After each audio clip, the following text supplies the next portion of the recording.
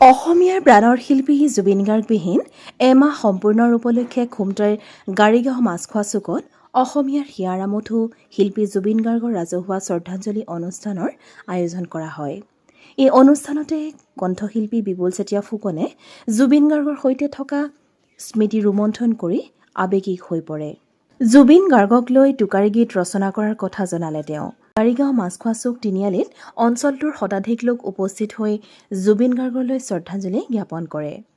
হিয়াৰ আমঠু শিল্পীগৰাকীৰ প্ৰতিচ্ছবিৰ সন্মুখত বন্তি প্ৰজ্বলন পুষ্পাঞ্জলি অৰ্পণ কৰিলে লোকসকলে।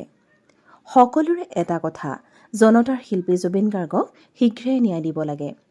পলিটিক্সৰ পৰা সদায় দূৰত থকা জুবিনক লৈ পলিটিক্স নকৰিবলৈ সকলোকে আহ্বান ৰাইজৰ। জুবিনক লৈ ৰচনা কৰা গীতো গালে কণ্ঠশিল্পী বিপুল চেতিয়া ফুকনে। উদ্যোক্তা আৰু বিপুল চেতিয়া ফুকনৰ ভাষ্য। জুবিন তুমি গুচি গলা আমাক এৰি থৈ, হৈ আছা গৈ যোন বেলি তৰা হৈ, চৰণত ধৰিছো কাকুতি কৰিছো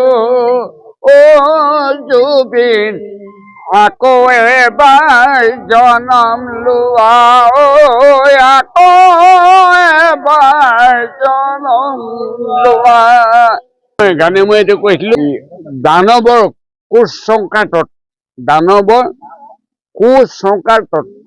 কুসংস্কাৰত জুবিন তুমি গুচি গলা বহু দূৰলৈ, চিৰদিনলৈ ৰাইজৰ আশীৰ্বাদত তুমি থাকাগৈ অতি সুখেৰে স্বৰ্গত গৈ পেলাই দেই। সেইটো মই টোকাৰী গীতত গালো হয়, তাৰমানে এতিয়া গাব হেৰি নাই বাৰু। এইটো গাম মই টোকাৰী কেছেট এটা বনামেই জুবিনক লৈ পেলাই। কিন্তু এটাই দুখ লাগে, কেলে এই সিদ্ধাৰ্থ কুকুৰ সি মোক বহুত ঠগিলে, মোৰ পৰা বহুত টকা খালে, বহুত লাখ টকা খাই দিলে মোৰ পৰা। সেইটো জুবিনে গম নেপালেই, আৰু জুবিনে যে টকা খালে সি গম নেপাইছিলে। নহয়, এটা জুবিনে কৈছিলে মোক এটা পেণ্ডেলত 50,000 দিম, তেতিয়া সি 5,000 দিলে, 45,000 খাই দিলে। 40টা প্ৰগ্ৰাম হ'লে কিমান হ'ব দেই, সেইখিনি গ'ল। জুবিনে তাৰমানে এই যেতিয়া মৰিলে, এই মৰা কিবা হেৰিটা বিচাৰি আছে যে, সেইটো নহয়। কিন্তু যিকেইটাই মাৰিলে কুকুৰকেইটাই, সিহঁতৰ মৃত্যু হলেহে জুবিনৰ আত্মা শান্তি পাব, নহলে শান্তি নাপায় দেই। আচলতে চব জুবিন গাৰ্গ আমাৰ অসমীয়া জীৱনৰ এটা মানে এনেকুৱা এটা সত্তা হৈ পৰিল, আহে আহে কুহে কুহে হৃদয়ৰ মাজে মাজে আমাৰ নৱপ্ৰজন্মৰ পৰা একেবাৰে বৃদ্ধ বনিতালৈকে সকলোৰে এতিয়া মুখত কেৱল জুবিন গাৰ্গ। গতিকে তেনে সত্তা হঠাৎ নোহোৱা হৈ যোৱাটো সকলোতে প্ৰভাৱ পৰিছে। গতিকে অসমৰ এটা চুক বুলি ক'ব পাৰোঁ আমাৰ এই অঞ্চলটোত। আজি আমি এই কাতি বিহুৰ দিনাখন আমি ৰাইজ একত্ৰিত হৈ তেখেতৰ এই বিৰল আত্মাৰ প্ৰতি আমি সদ্গতি কামনা কৰাৰ লগতে তেখেতৰ মহানুভতা আৰু তেখেতৰ ন্যায় প্ৰাপ্তি, তেখেতৰ এই অকাল মৃত্যুত ন্যায় প্ৰাপ্তিৰ বাবে আমি একত্ৰিত হৈছোঁ।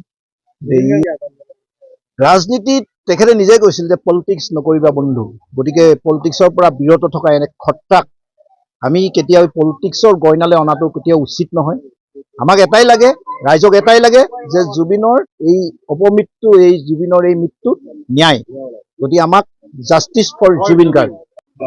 এতিয়া বৰ্তমান বহুত দুখৰ মুহূৰ্ত মানে অসমৰ বাবে।